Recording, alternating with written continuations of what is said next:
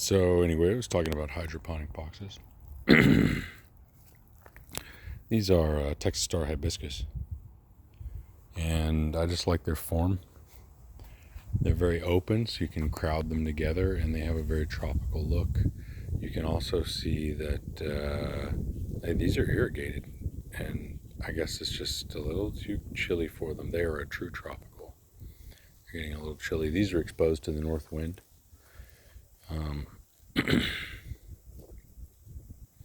This is a Duranta or a sky flower right here. And the sky flower is a purple usually. I have really had high hopes for this. I did move it, but it's irrigated. It's got a line running right there. Again, the line runs right here to each one of these. They're all irrigated. And so I just, made a little loop here. And so they have a line next to them. This plant gets it gets 1 gallon per hour. I water it for about 20 minutes. And so it's getting a third of a gallon every time I give the tomatoes and the Swiss chard water, but it's just not performing. I thought maybe it was the sun, but I've got some in Houston in a similar environment. Maybe it just doesn't like our alkalinity. I know someone else that has one that does nothing to it. So I don't know. I don't know what it is, but this is its first year. I just moved it. I just transplanted it from a different location to give it more sun, and it gets about 2 hours more sun. I only moved it about 7 feet, and still just looks sickly. Just doesn't look good. This is a dwarf palmetto. The Sabal minor dwarf palmetto is a spineless palm. Love this thing. Just love the form. It's very cool. You can see the lava rocks in the background there. I like the lava rocks. They look very tropical. And then here you can see the reds and yellows of Swiss chard.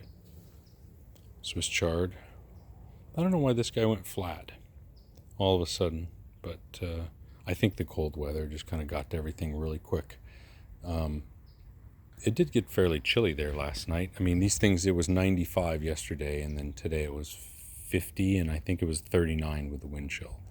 So, it was kind of a temperature swing. I think maybe that's what got them. But anyway, so yeah, kind of like the form here.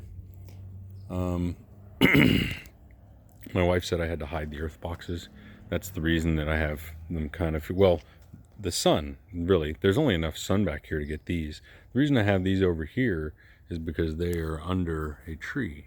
The sun comes from this direction, and it comes over here, and when it gets cut off by the tree, right here is about noon. So these guys will get 3 to 4 hours of morning sun, and then, filtered sun through that, somewhat filtered, right?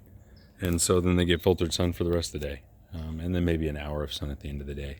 So it's a pretty ideal environment. If I leave them out here, Texas sun just scorches them. Even in a hydroponic box where they get water 24/7, they just can't make it.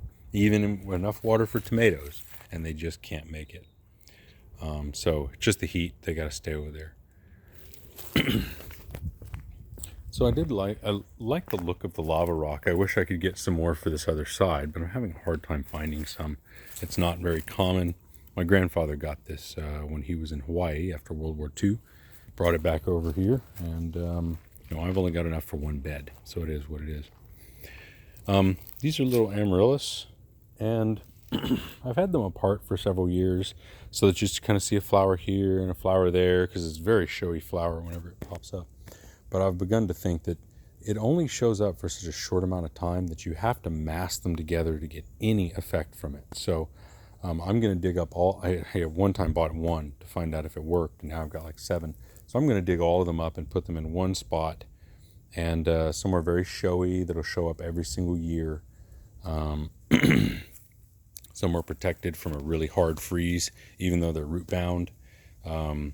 So I'm just going to have to mass them all together. That's all there is to it. So this is something that was really awesome. I'm really excited. If you know Turk's cap, and that's what the majority of this is, then you know that it typically gets bigger, much bigger. This Turk's cap right here gets about 6 hours of sun, maybe 5 hours, but it gets No, more than 5 hours. I'd say 6 hours of direct sun right here. And then over here, the Turk's Cap, and over here gets, a mixture of 3 hours, and over here maybe an hour. So you can see that it's very consistent in form throughout the sun variant. And you can also see it's consistent in height. In Austin, the Turk's Cap that gets this much sun would be 7 feet tall. It would be huge. And these Turk's Caps over here would be smaller. This Turk's Cap that I got is from seed, and I think that my grandmother had a different strain of Turk's Cap. First off, it's been in her yard since 1964, and so it might be a different strain altogether. Who knows? Maybe it's not, but it grows different. It tends to grow lower than the Turk's Caps here in Austin. So I grew it from seed. I can't remember exactly how many this is. I think this is 12 or 15 plants, maybe 15. Yeah, I think it's 15. And this is their second year. They'll get a little bit bigger. Turk's Cap matures pretty quickly. Within 3 or 4 years, it'll be at full maturity. And you can see I've got a little spider, I think it's spiderwort. I might be saying it wrong. Spiderwort growing down there. That's kind of growing up through it. I had a really nice showing last year. I'm hoping it comes up. As the Turk's Cap goes away, the spiderwort will come in about that time. It really likes the cold weather. But the hummingbirds just absolutely love this. This is a shade plant that requires no water. I watered these once this year for the entire year. So just as a reminder, we had 4 months without rain from July 4th until yesterday. Today, really, this morning. So, it's crazy how well this did. This is a very hummingbird friendly plant. It is a native to Texas, and it's also a hibiscus. It's in the hibiscus family. You can kind of see it if you kind of look at the leaf. Very tropical looking. Some people say it looks like a weed, whatever. I think it looks like hummingbird food. There's another Sabal minor. And these are bicolored iris, which have not done well here at all. They just don't like it here. Not how I treat them anyway. So I'm going to take them and move them to Houston. They really don't like my environment. I think they need more water. I tried watering them, but I think I watered them too much. So I think if I left them in Houston, I think they'd get just enough water. I could leave them alone. I put one tropical sage over here because I would like to get some tropical sages started in between these two Turk's Caps. I think it'd be a nice texture when the Turk's Cap's off. The tropical sage could be on. See what I mean? Tropical sages. So I think it'd be a nice texture.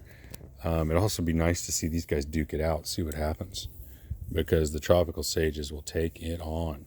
But the tropical sages here are going to be on this side of the wall, are probably going to be annuals. So this is year 4. And I don't know that it's going to change that much, to be honest with you. It's going to get bigger is what it's going to do. But everything's in place how it's going to be. I guess I'd say the only change I'm going to make, besides the border I talked about here, and I need some kind of border, I am going to get 3 of these. I want 1, 2, 3. So I want 2 more here. And I think they'll fill out really nicely. 2 right there, fill out. And, eventually this whole area will have that sort of tropical shape with this as the backdrop. These will get 6 to 7 feet tall, even taller. But this will get a lot bigger. You see how big the big red sages get. These are first-year big red sages that were cuttings. I took these as cuttings, and so they'll get significantly bigger. Other than that, I think this is about it for the back. All right, that's about what I got.